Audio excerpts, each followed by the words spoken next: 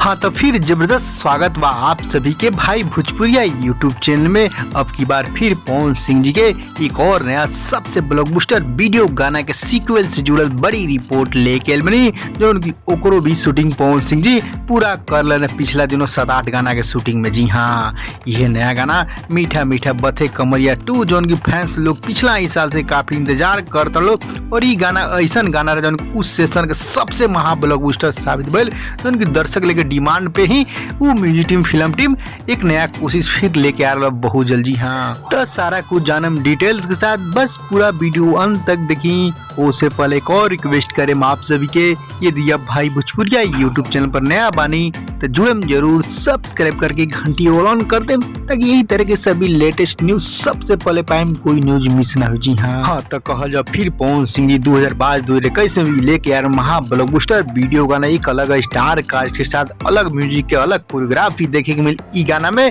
जो उनकी पिछला ही दोनों 7-8 गाना की शूटिंग करने बनारस होते हुए वही में इहो शूटिंग कर ले बने। जी हाँ, मीडिया सूत्रों द्वारा बड़ी खबर आउट खूब फैंसों बीच वायरल भी हो रहा खबर कि मीठा मीठा बथे कमरिया 2 बहुत जल्द आ रहा पोस्टर है जो उनकी एडिटिंग मिक्सिंग लास्ट कगार पे। जी हाँ तो अब आप लोग कहते हुए मैं स्टार कास्ट कौन रही। जी हाँ, बलिया के डिम्पल सिंह रही फर्स्ट मीठा मीठा बथे कमरिया में, लेकिन अभी इहो पूर्ण तक कन्फर्म आ गई कि आखिर गीतकार से इनकार के और इनमें हीरोइन की रही वीडियो परफॉर्म। जी हाँ, अभी आप लोग ये खबर मीडिया सूत्रों द्वारा नहीं बता रहा हूँ, अभी ऑफिशियल कोई खबर नहीं है, लेकिन ये कहल तो खूब वायरल इंस्टा व्हाट्सएप फेसबुक सभी फैंस लोग हमारा मैसेज करता लोग खबर बनावल वही आप लोग अभी बता देनी है। अभी ऑफिशियल कुछ बात ना बनी म्यूजिक टीम से कि आप लोग ऑफिशियल कन्फर्म हम बता दी। जी हाँ तो इतना तो मीडिया सूत्र 100 में 90% चांस बाकी के शूटिंग पूरा हो गई। तो आप लोग बस इंतजार करी, बहुत जल्द सभी गाना एडिटिंग मिक्सिंग पूरा हुई तो बारी बारी से रिलीज हुई, पोस्टर भी आई। तो खबर कैसा लग रहा है, इंतजार कितना करता नहीं गाना सुने ला जरूर कमेंट बताएं। खबर पसंद पर लाइक कर दें, शेयर कर दें सभी फैंसों के।